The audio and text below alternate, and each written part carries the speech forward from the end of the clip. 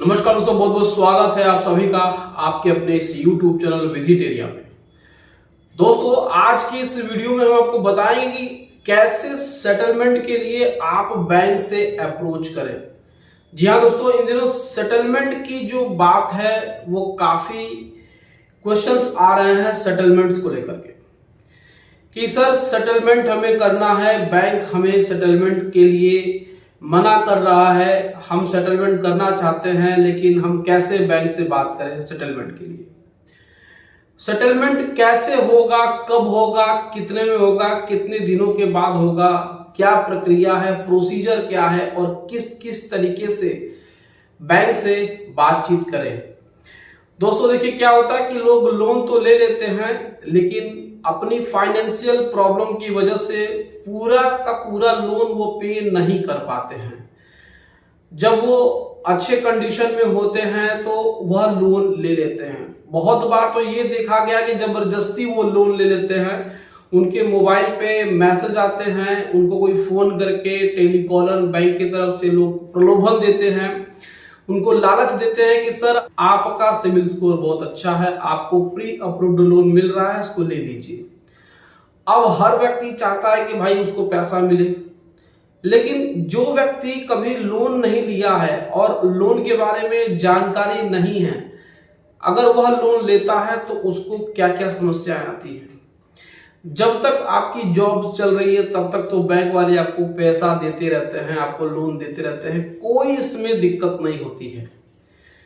लेकिन जैसे ही आपका फाइनेंशियल कंडीशन थोड़ा सा डगमगाता है, आपके पास पैसे की क्राइसिस होती है, फंड का क्राइसिस होता है, तो उसके बाद आपको पता चलता है कि आपने लोन लेकर के कितनी बड़ी गलती कर दी। बहुत लोग तो ये कहते हैं कि सर हमें लोन नहीं चाहिए, हम कैसे इस लोन को वापस कर दें। मान के चलिए कि अगर आपके पास कोई मैसेज आया प्री अप्रूव्ड लोन का, आजकल बहुत सारे ऐसे भ्रामक प्रचार, ऐसे एडवर्टीजमेंट आपके मोबाइल फोन पे, फेसबुक पे, यूट्यूब पे आते रहते हैं और लोग को उसमें फंस जाते हैं।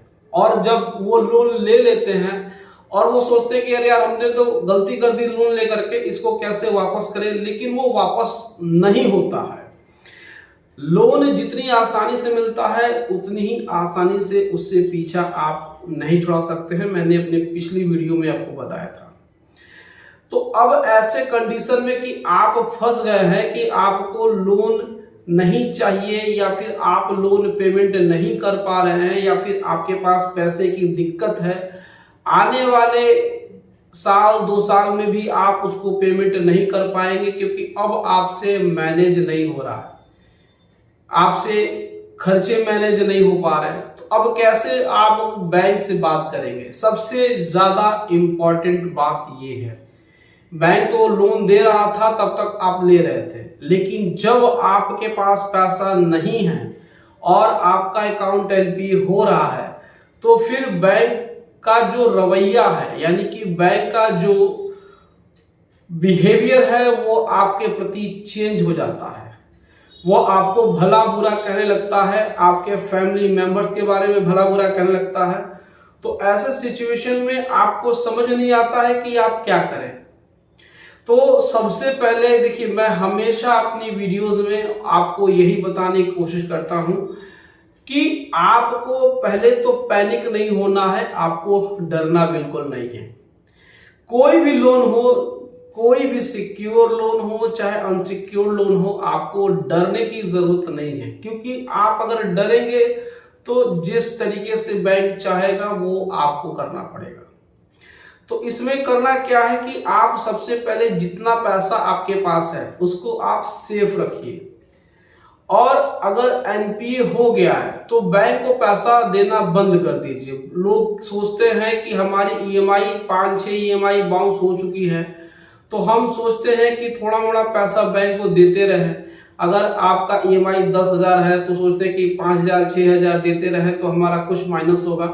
ऐसा बिल्कुल मत करिए, नहीं तो आपका जो भी सेविंग्स है वो खत्म हो जाएगा और आपका जो लोन है वो वही का वही रहेगा। तो अब आपको बैंक से बात करने के लिए सबसे पहले तो आप उनके ऑफिशियल ईमेल आईडी पे अपनी प्रॉब्लम लिख करके भेज दीजिए। ऑफिशियल ईमेल आईडी के साथ साथ अगर हो सके तो बैंक के हेड ऑफिस और बैंक के लोकल ऑफिस दोनों को एक साथ आप मेल करिए कि सर हमें सेटलमेंट करना है, हमारा फाइनेंशियल सिचुएशन ठीक नहीं है, हम इसमें अब लोन आगे नहीं पेमेंट कर पाएंगे, लोन को कंटिन्यू नहीं कर पाएंगे। तो ऐसे कंडीशन में जब ऊपर वाले को पता चलेगा, रीजनल वाले को पता चलेगा, तो वो सीधे सीधे नीचे लोकल ब्रांच मैनेजर से आपके बारे में अपडेट लेगा। अब आपने पूरी तरीके से अपने को बता दिया है कि हमारे पास तो बिल्कुल भी पैसा नहीं है, हम इसमें बिल्कुल भी पेमेंट नहीं कर पाएंगे। तो इसमें फिर बैंक आपसे थोड़ा मोड़ा आपको परेशान करेगा, लेकिन आपका बार बार जो बयान है वो यही होना चाहिए कि हमें सेटलमेंट ही करना है। ऐसा नहीं है कि आप एक बार कह दिए कि हमको सेटलमेंट करना है, दूसरी बार कहेंगे सर हम पेमेंट करने के लिए तैयार है। तो आपको अपने बयान पे हमेशा एक जैसा ही बयान देना है, चाहे वो ओरिजिनल ऑफिस में आपने मेल में जो भी रिक्वेस्ट किया हो, चाहे लोकल ब्रांच वाले को, चाहे कोई भी आपके दरवाजे पे आए, तो आप डायरेक्टली बता दीजिए कि आने वाले 2 से 3 साल तक मेरे पास पैसा नहीं होगा, इसीलिए हम फुल एंड फाइनल पेमेंट नहीं कर पाएंगे, तो हमें सेटलमेंट करना है। अगर वो कहते हैं कि हम आपके ऊपर केस फाइल कर देंगे, हम आपके ऊपर लिटिगेशन करेंगे, आर्बिट्रेशन करेंगे, कुछ भी कर ले, सेटलमेंट होगा होगा होगा, क्योंकि जो भी अनसिक्योर्ड लोन होते हैं उसमें सेटलमेंट ही होता है, लेकिन बैंक पहले इसको नहीं मानते हैं। तो बैंक के रीजनल ऑफिस में आपने एक एप्लीकेशन दे दिया, ईमेल कर दिया, और साथ ही साथ आपके दरवाजे पे जो भी आए उसको भी आप यही बात बोलिएगा। देखते देखते 3 से 4 महीना निकल जाएगा, 5 से 6 महीने के बाद बैंक खुद ही आपको सेटलमेंट के लिए बोलेगा कि चलिए ठीक है, कोई बात नहीं है, आप हमारा 80% दे दीजिए, हम 80% में सेटलमेंट कर देंगे। तो आपको जैसे ही बैंक 80% का ऑफर देता है, आप उसमें बार्गेनिंग कर सकते हैं। याद रखिए, बैंक 35% यानी 35% तक वेव ऑफ कर सकता है प्रिंसिपल अमाउंट पे से। जितना आपने दिया है वो माइनस हो जाएगा, और जितना बचा है उसमें से भी 35% बैंक आपको छूट दे सकता है। अगर बैंक नहीं देता है तो लोक अदालत जैसी संस्थाएं होती हैं, आप वहां जाकर के अपना सेटलमेंट करा सकते हैं। तो हमेशा याद रखिए, सेटलमेंट का यही तरीका होता है। बहुत सारे लोग इस तरीके को नहीं जानते हैं।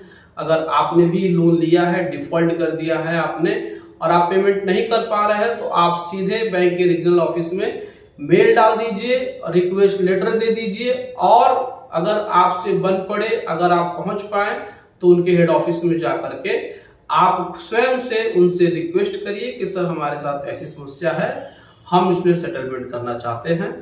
2-4 महीने 6 महीने बीतने के बाद बैंक का अधिकारी खुद ही आपको मेल करके सेटलमेंट के लिए कह सकता है।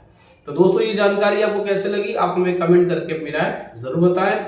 वीडियो अच्छी लगी हो तो वीडियो को एक लाइक जरूर कर दीजिएगा, इससे अपने दोस्तों और रिश्तेदारों में शेयर कर दीजिएगा, और हमारे चैनल को सब्सक्राइब करके हमें सपोर्ट जरूर प्रदान करिएगा। दोस्तों, मिलते हैं अगली वीडियो में एक नए टॉपिक के साथ। तब तक आप अपना और अपने पूरे परिवार का ध्यान जरूर रखिए। Thank you so much.